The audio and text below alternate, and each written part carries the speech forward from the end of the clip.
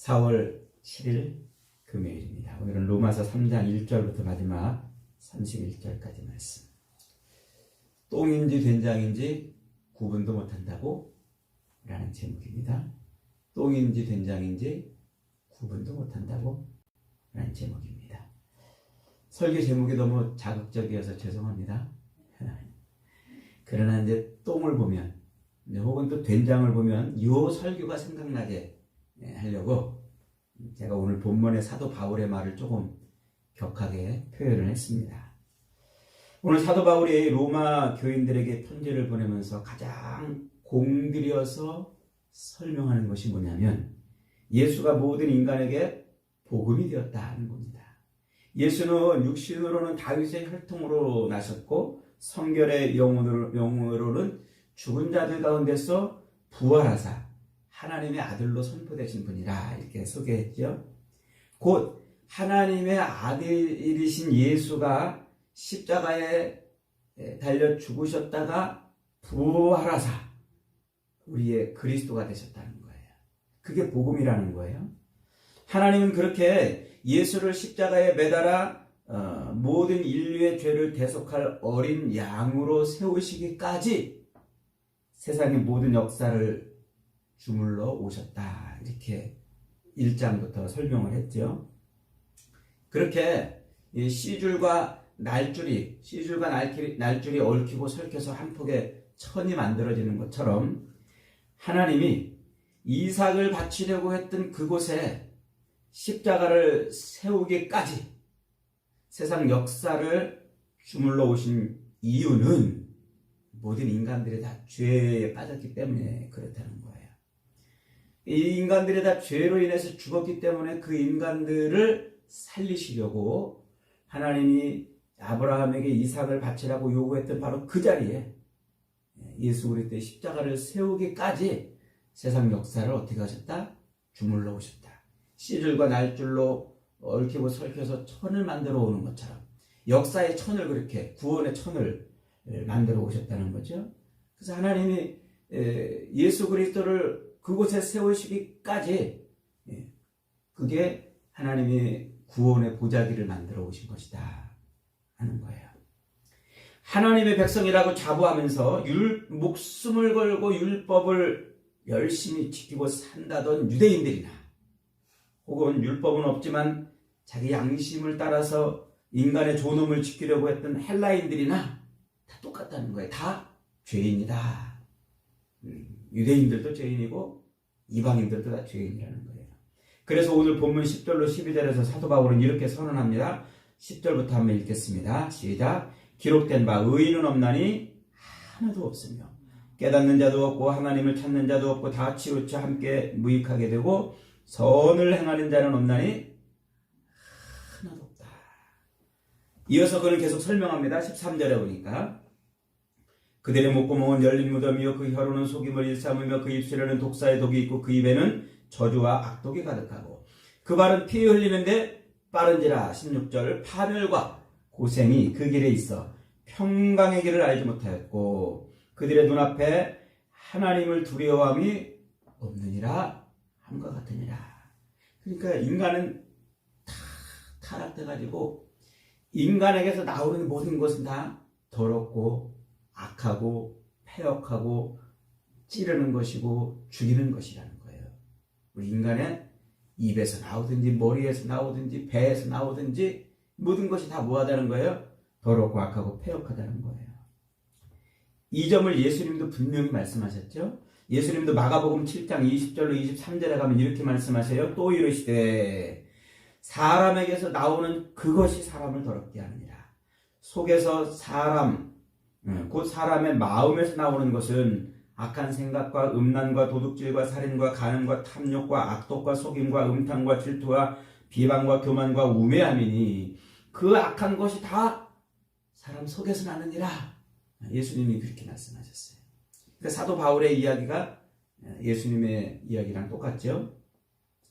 이게 성경이 말하는 인간의 실체예요. 이게 성경이 말하는 인간의 모습이라는 거예요. 우리의 모습이라는 거예요. 우리 타락한 인간은 그 머리부터 발끝까지 아주 뼛속까지 다 더럽고 악한 존재라는 거예요. 그래서 인간은 그 스스로의 힘으로는 절대로 산자가 될 수 없고 스스로의 힘으로는 절대로 의로운 자가 될 수 없다는 거예요. 아담의 타락 이후에 하나님의 영이 떠난 그 인간은 아주 깊이 생각하고 부지런히 움직이고 열심히 일을 해도 그 행위는 다 뭐하다는 거예요? 더럽고 악하고 패역한 것뿐이다. 그러자 이제 역사 속에서 수많은 철학자들이 나타나가지고 아니다, 인간은 선하고 인간은 능력 있고 지혜롭고 인간은 지성력이다. 봐라, 이렇게 인간들이 이렇게 놓은 이 세상을 봐라, 얼마나 대단하고 위대하냐. 우리 사회는 아직도 살만한 사회다. 이 사회는 그렇게 악한 사회가 아니고 인간은 그렇게 악한 존재가 아니다. 이렇게 철학자들이 이야기를 하죠. 그 대표적인 주장이 첫 번째로 성선설입니다. 성선설 들어보셨을 거예요. 인간은 원래 본성이 선하다는 거예요. 그래서 인간은 아주 태어날 때 착하게 태어났는데 더러운 걸 좀 보고 자라가지고 그렇게 악해지고 더러워졌다는 거죠. 중국의 공자와 맹자, 대부분의 유교 철학자들이 그렇게 주장합니다. 그리고 서양에서는 스토아 학파나 키케로, 세네카, 루소 등 소수의 철학자들과 교육자들이 그렇게 주장해요. 그래서 인간에게는 이 공자의 말을 빌린다면 인, 의, 예, 지, 요 4단, 인간을 구성하고 있는 인, 의, 예, 지, 요 4단이 우리 천성에서부터 나오는데, 우러러 나오는데, 이 천성이 악하면 어떻게 효도도 하고 천성이 악하면 어떻게 착한 일도 하겠냐는 거예요. 천성이 착하니까 그렇다는 거예요. 착해서. 그래서 우리 인간은 교육을 착한 교육을 잘하고 도덕적으로 좀 잘 준비되면은 선한 인간이 될 수 있다. 그래서 도덕 군주론을 주장하기도 하지요. 두 번째는 성악설입니다. 아니다, 인간은 악하게 태어난다는 거예요. 중국에서 그것을 주장하는 사람들은 좀 적어요. 중국 사람들은 대체로 기독교 영향을 좀 받지 않아서 그런지 성선설을 주장하는데 기독교 영향으로 뿌리가 깊은 이 서양에서는 주로 이 성악설을 주장을 많이 합니다. 그래서 이제 인간은 아주 태어날 때부터 악하게 태어났기 때문에 법이나 혹은 철저한 교육이나 혹은 제도로 그것을 다스리지 않으면 안 된다는 거예요. 동양에서는 순자, 그리고 서양에서는 어거스틴, 이탈리아의 마키아벨리, 그리고 자연 상태를 만인에 대한 투쟁의 상태라고 말한 홉스라는 사람, 그리고 이제 염세주의자였던 쇼펜하우어 같은 사람이 대표적입니다. 특히 쇼펜하우어는 인간의 죄악은 인간의 본성에 아주 그냥 그 도장 찍듯 팍 찍혀가지고 그래서 변하지 않는다는 거예요. 변하지 않는. 그래서 그것을 제거하기 위해서는 아주 강력한 교육, 강력한 법 이런 걸로 제어를 해야 된다. 그러면 조금 선해지고 착해진다. 이렇게 주장을 하는 겁니다. 이제 세 번째 주장인데 성무 선악설이라고도 하죠. 성무 선악설 혹은 이제 백지설 이렇게 말하기도 해요. 사람의 본성은 선하지도 않고 악하지도 않은 백지 상태라는 거예요. 태어날 때는 그냥 백지처럼 하얀 종이처럼 태어나는데 거기에 이제 그림이 그려진다는 거죠. 그래서 환경이 악한 데서 자라면 악한 그림이 그려지고 환경이 좋은 데서 자라면 좋은 그림이 그려진다. 이렇게 이제 주장을 해요. 그래서 좋은 부모를 만나야 되고 좋은 가정을 만나야 되고 좋은 교육 환경을 만나야 된다. 이렇게 이제 대표적으로 주장을 하죠. 이제 공자도 여기에 좀 주창을 좀 합니다. 그리고 이 공자와 세 번의 논쟁을 벌였던 이 고자라는 또 제자가 있어요. 이 사람이 또 그런 주장을 하죠. 이 사람이 사실은 강력하게 주장을 합니다. 백지설. 서양에서는 인간이 태어났을 때 완성되지 않은 밀랍과 같다고 말한 이 에라스무스라는 사람도 있고, 또 존 로크라는 사람도 있고, 또 우리가 잘 아는 그 철학의 대부라고 하는 임마누엘 칸트, 이 사람도 이제 여기에 속하는 사람이에요. 존 듀이 같은 사람도 여기에 속하죠. 이처럼 성선설, 착하게 태어나거나 성악설, 악하게 태어나거나 혹은 선하지도 악하지도 않게 태어난다고 이렇게 말하는 이런 주장들은 다 뭘 보고 하는 거냐면 우리 인간의 삶을 보고 그러는 거예요. 아, 사람들이 저렇게 잘하니까 저렇게 되더라. 이렇게 잘하니까 이렇게 되더라. 저렇게 교육받으니까 저렇게 되더라. 이렇게 훈련받으니까 이렇게 되더라는 그 인간의 삶의 현상을 보고서 그래서 아, 사람은 원래 착하게 태어나는 거야. 아니다, 사람은 원래 악하게 태어나는 거다. 아니다, 사람은 착하지도 악하지도 않은 그저 백지 상태로 태어나는 거다. 이렇게 주장을 하는 거죠. 근데 그게 다 뭐예요? 인간의 그 삶을 보고 추측해내는 거예요. 인간의 그 삶을 보고 추측해낸 그런 거죠. 하지만 성경은 완전하게 지음받은 인간이 어떻게 됐다고요? 완전하게 타락됐다고요. 완전하게. 그것이 오늘 본문의 바울의 선언입니다. 여러분, 인간은 의인이 없어요. 의를 행할 수 있는 사람이 아무도 없습니다. 왜냐하면 아담의 타락 이후 인간은 마치 좀비 바이러스에 감염된 것처럼 이 죄에 감염돼 가지고 자기 성품을 닮은 그 인간을 또 복제해내고 또 복제해내고 그래서 각종 질병과 같은 수많은 죄악들을 생산해내는 거지요. 이것을 어거스틴의 말을 빌리면 인간의 자유의지가 완전히 상실됐다는 거예요. 자유의지. 자유의지라는 말 들어보셨나요?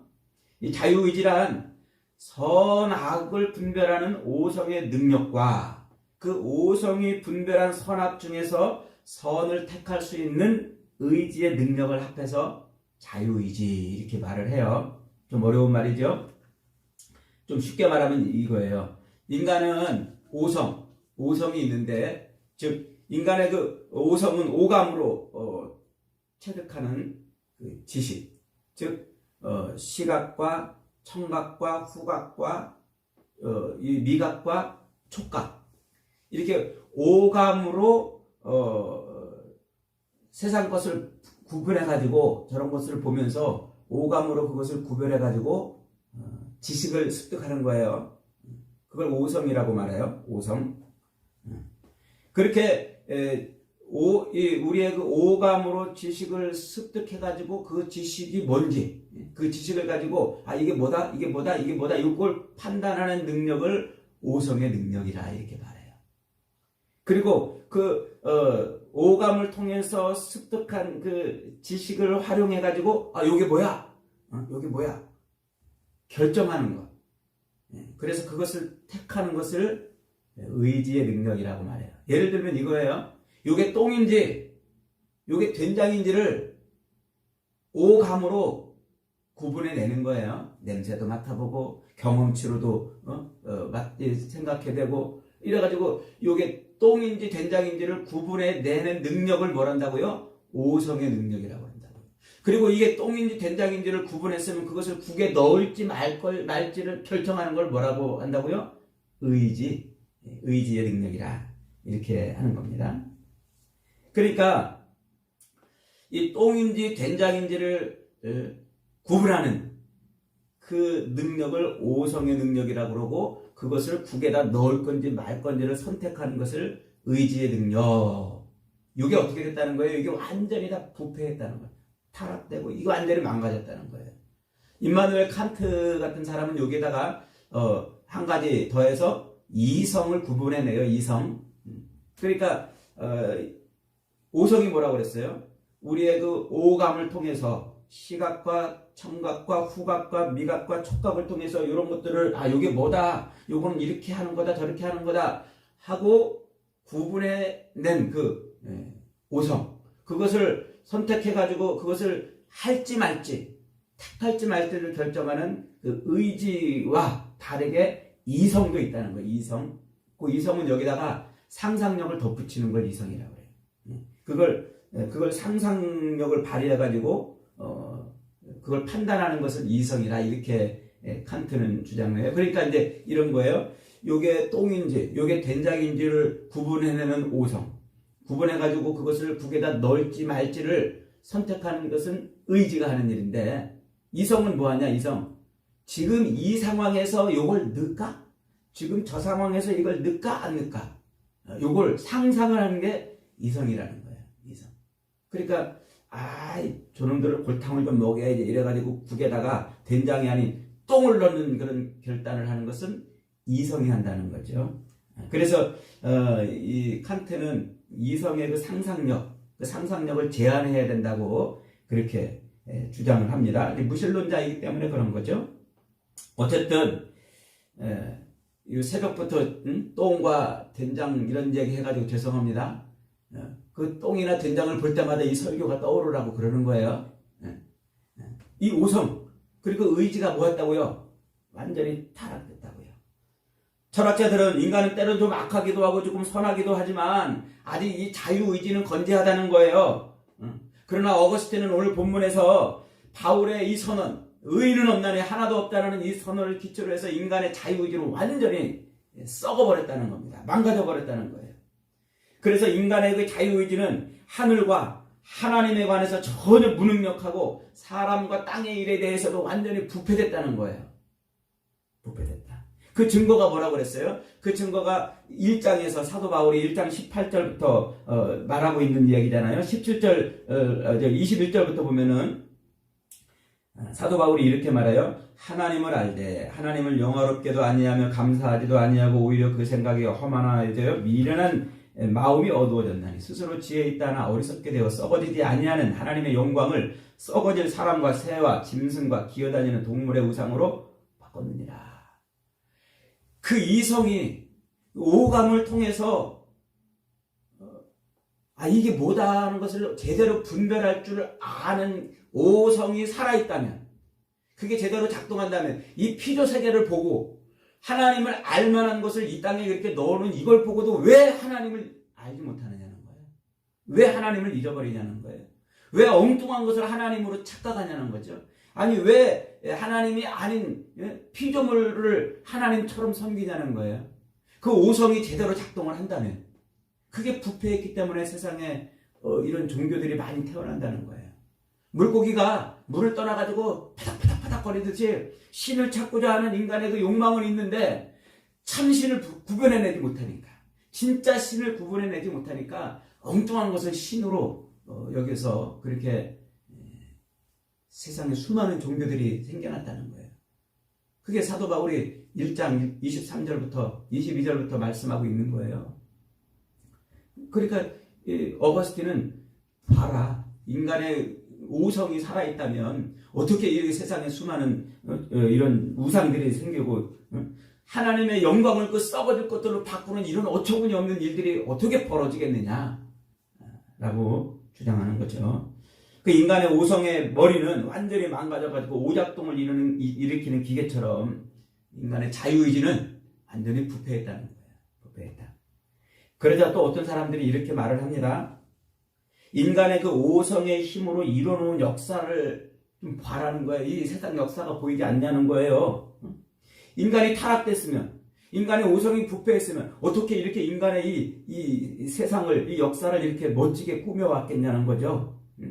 말하고 쓰고 과학과 의학을 발달시키고 가정을 꾸리고 국가를 이뤄내고 문화와 문명과 도덕과 법과 음악과 미술과 이 예술, 이런 것들을 꼽히는 것을 보라는 거예요.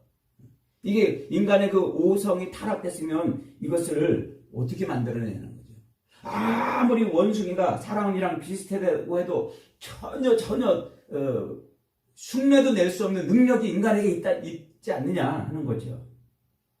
인간의 자유의지 중에서 하나님에 대한 인간의 이 지식은 좀 망가지고 죽었다 할지라도 이 땅에서 인간의 삶을 사는 데에서는 이 오성의 능력은 살아있기 때문에 스스로 양심과 법을 지키고 학문과 예술을 발달시키고 문화와 과학을 이뤄갔다는 것이죠.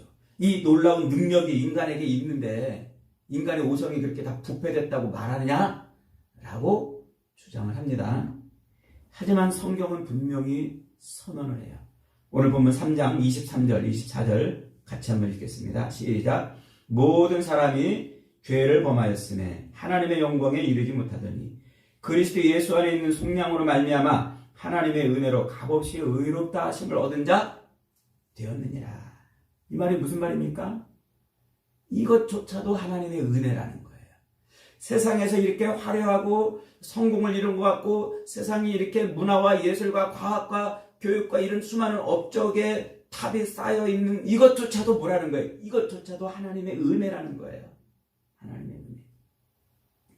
이 세상의 역사와 문화와 예술 등은 다 하나님의 은혜의 빛 때문에 생긴 그림자라는 거예요. 태초부터 하나님이 공을 들여가지고 세워오신 예수 그리스도의 그 십자가 때문에 하나님의 은혜의 빛을 세상에 비춰서 그것 때문에 세상이 그래도 이만큼 이루어져 있다는 거죠. 종말 때까지 예수 그리스도께서 재림하사 세상을 심판하기 전까지 하나님이 길이 참으심으로 길이 참아내심으로 그래도 세상을 이만큼 버티게 하고 견디게 해오셨다는 거예요. 하나님이 참지 않으시면 어떻게 됐겠냐는 거죠. 그래서 하나님의 참으심, 길이 참으시는 그 은혜로 지금 그래도 우리가 이 세상을 역사는 굴러가고 있고 세상은 이만큼 산다는 거예요. 왜요? 그게 예수 그리스도의 십자가 때문에 그렇다는 거죠. 태초부터 하나님이 공을 들여가지고 어린 양처럼 우리의 죄를 대신해서 죽을 그 그리스도의 십자가를 만들어 오시기까지 세상 역사를 주물러 오셨다고 그랬잖아요. 씨줄과 날줄로 천을 짜듯이 세상 역사의 천을 짜서 구원의 보자기를 만들어 오고 십자가를 세우시기까지 그때까지 참아 오셨기 때문에 세상 역사가 이렇게 세워진 거라는 거죠. 그리고 그 십자가를 세워놓고 주님 재림으로 세상을 심판하시기까지 한 영혼이라도 더 구원하고 싶으셔서 이 십자가 은혜로 참아주시기 때문에 세상이 그래도 이만큼 견딘다는 거예요. 이건 인간의 오성이 살아있어서 그런 것이 아니고 부패한 인간을 구원하시기 위한 하나님의 은혜 때문에 그 십자가 은혜 때문이라는 것이 그리스도 은혜가 아니면 세상은 벌써 멸망했다는 것입니다. 세상이 이렇게 화려하고 이렇게 편리하고 이렇게 발전하고 지금 살만한 것처럼 보이는 것도 그 십자가 은혜 때문에 십자가 은혜를 우리에게 주시고 세상 심판을 미루시면서 구원할 자를 찾으시는 하나님의 구원의 은혜 덕분이라는 것이죠. 예수 안에 있는 성령으로 말미암아 의롭다 하심을 얻게 하시는 그 하나님의 오래 참으심이 아니면 우리의 인생은 아무것도 얻을 것이 없다는 겁니다. 여러분 그렇습니다. 이게 진짜 인간의 실체고 이게 세상의 진짜 모습인 거예요. 하나님의 은혜의 빛이 비추는 그림자가 우리 눈에 보이는 것들인 거예요. 인간이 위대해서 그런 것이 아니고 인간이 잘나고 똑똑해서 인간이 대단해서 그런 게 아니고 하나님의 은혜의 빛 때문에 나타낸 그림자예요. 은혜의 빛이 사라지면요 어둠 아닙니까? 어둠. 여러분 병원의 중환자실에 가보셨나요? 호흡기 끼고 누워있는 그 중환자들 살아있는 사람일까요? 죽은 사람일까요? 중환자실에 가 있는 사람들은요 호흡기를 끼고 누워있는 그 사람은 살아있는 것 같기도 하고 죽은 것 같기도 하고 아무것도 행할 수 없어요. 살아있으나 실상은 죽은 자인 거예요. 우리의 오성이 하나님에 대해서 무덤에 누운 시체 같고 사람이나 땅의 일에 대해서도 중환자실에 입원해 있는 중환자 같은 그런 것이라고 지금 바울이 말하고 있는 겁니다. 겨우겨우 은혜로 사는 거예요. 은혜로. 하나님의 은혜로. 그 십자가 은혜로. 태초부터 이 십자가를 세우시려고 그 은혜로 세상을 끌고 오신 그 하나님이 그 십자가 은혜를 세상에 베푸시고 이제 세상을 심판하실 날까지 견뎌주고 기다려주고 참아주시는 그 은혜 때문에 이렇게 지금 살고 있는 거예요. 그러므로 여러분 이 땅에 태어난 인생 요 짧은 기간 동안에 하나님의 은혜의 비치는 요 기간 동안에 그리스도 예수의 십자가를 믿지 못하면 꽝입니다. 예수의 십자가를 붙들지 못하면 저주고 사망입니다. 이렇게 말하면 또 사람들이 또 반항하잖아요. 아이고 무슨 인간이 그렇게 악하고 타락됐냐고. 그래도 인간은 좀 살만하고 뭔가 좀 착한 일도 덜어 하지 않느냐고 그렇게 말하죠. 자크 엘률이라는 사람이 있어요. 그는 그의 책에서 이런 글을 썼어요. 사람은 자신의 죄 때문에 악한 것보다 자기의 선 때문에 더 악해질 수 있다. 그러니까 자기가 죄가 있어가지고 그 죄 때문에 악하게 사는 것보다 자기가 선해서 악한 일을 더 많이 한다는 거예요. 요 간단한 한 문장이지만 요 속에는 아주 어마어마한 그런 인간의 실체가 들어있는 거예요. 이게 이제 그러면서 이제 이 자크 엘률이 거기에 대한 한 예로 오펜하워라는 사람의 예를 들어요. 그 오펜하워라는 사람은 원자폭탄을 만든 사람이에요. 그 아인슈타인의 원리를 가지고서 원자폭탄을 만들어낸 사람인데 이 오펜하워가 이제 원자폭탄을 만든 이유가 그때 히틀러가 전쟁을 일으켜가지고 유럽을 아주 생지옥으로 만들어놨어요. 그래서 이 오펜하워는 오펜하이머는 히틀러를 죽이면 내가 저 악의 화신을 죽이는 거다. 내가 선한 일을 하는 거다. 이렇게 생각하고 히틀러를 죽일 목적으로 원자탄을 만들었어요. 그런데 끝내 그 원자탄은 히틀러를 죽인 게 아니라 저 나가사키 히로시마에 있는 죄 없는 수십만 명의 사람들을 일순간에 죽게 만들어버렸어요. 그는 히틀러가 생지옥을 만든 인간인 줄 알았더니 자기가 생지옥을 만든 인간이라는 사실을 깨달았어요. 그래서 그는 죽는 날까지 그랬다고 그러잖아요. 신이여, 제가 지옥을 만들었습니다. 그 후부터 그는 자기가 만든 그 원자폭탄을 반대하는 핵무기 반대 운동을 하는 그런 활동을 하다가 죽죠. 올 7월인가요? 오펜하이머라는 이 사람을 대상으로 한 영화를 하나 멜 깁슨이 만들었어요. 기대가 됩니다. 꼭 기억했다가 한번 보시기 바랍니다. 오늘날도 우리 인간이 오성의 힘을 빌려가지고 과학의 이 진보를 많이 만들어냈습니다만 그러나 그 과학의 진보가 인류의 역사가 말해주잖아요. 그 과학의 진보는 항상 우리 인류를 위협하는 것이 되었다고 말이죠. 첨단 과학이 만들어낸 것은 전부 살상 무기들이에요. 수많은 생명들을 한순간에 죽이는 그런 무기들이 되어버리지 않았습니까? 문명의 이기들은 악에 붙들려가지고 정작 우리 인류에게 선한 영향보다는 악한 영향을 더 많이 끼치고 있어요. 이게 어디 과학뿐만입니까? 예술도 그렇고 문화도 그렇고 소설도 영화도 음악도 다 거기서 거기에요. 우리 인간의 그 악함을 자꾸 자극해가지고 악한 세상으로 만들어 가는 거예요. 그러니까 아무리 우리 인간의 그 오성이 활발하게 움직여가지고 똥을 똥이라고 그러고 된장을 된장이라고 해도 그게 다 거기서 거기라는 거예요. 우리 오성은 온전치 못하다는 거죠. 여러분, 왜 이런 현상이 나타나는 겁니까? 왜 인간은 선행이라는 것을 하면서도 결국은 그 선행이 왜 악으로 결론 짓게 되는 것일까요? 모든 인간은 에덴에서부터 시작된 그 죄의 바이러스에 감염되어 있기 때문에 그래요.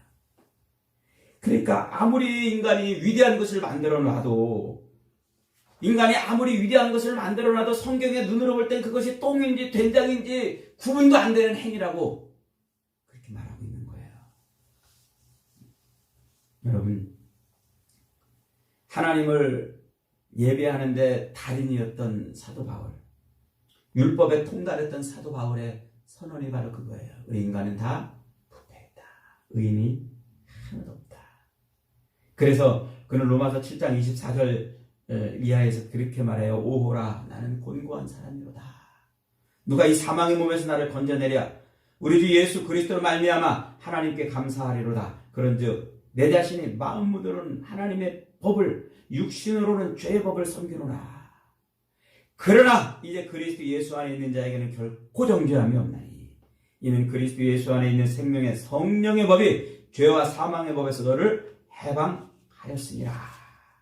여러분, 예수를 믿는 자들에게 하나님의 은혜, 예수를 믿는 자들에게 임하는 하나님의 은혜가 아니고서는 누구도 이 사망의 몸에서 건져짐을 받을 수가 없습니다. 누구도 이 더럽고 악한 이 세상에서, 이 죄가 장악하고 있는 이 세상에서 누구도 의로운 일을 할 수가 없는 거예요. 이 죄와 사망의 법에서 풀려나지를 못하기 때문에 그래요. 오직 예수 그리스도 안에서 주시는 하나님의 은혜로 우리는 인간다운 삶을 살 수 있는 것이고, 예수 그리스도 안에서 주시는 하나님의 은혜의 빛 덕분에 우리는 그나마 하나님 앞에 인정함을 받고 사는 거예요. 그러나 이 은혜가 사라지는 순간, 이 은혜가 사라지면 인간은 곧 죄인인 겁니다.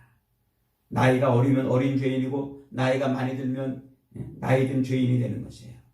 이 하나님의 은혜 없이 나이를 먹고, 이 은혜 없이 공부하고, 이 은혜 없이 출세하고, 이 은혜 없이 높아지고, 이 은혜 없이 많이 가져도 그저 인간은 타락된 죄인일 뿐인 거예요.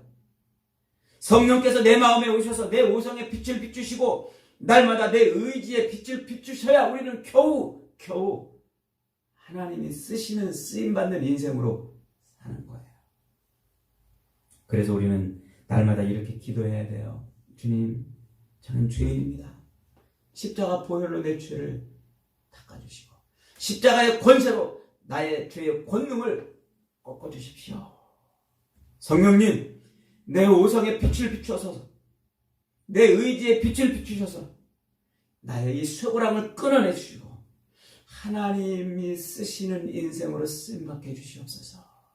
하나님을 예배하는 인생이 되게 해주시옵소서. 이렇게 기도해야 해요. 이 기도가 날마다 저와 여러분의 기도가 되기를 축복합니다. 사랑하는 여러분, 늘 이렇게 기도함으로 주님 오실 때까지 하나님이 쓰시는 하나님의 마음에 합한 그런 인생들이 다 되시기를 주님의 이름으로 축복합니다.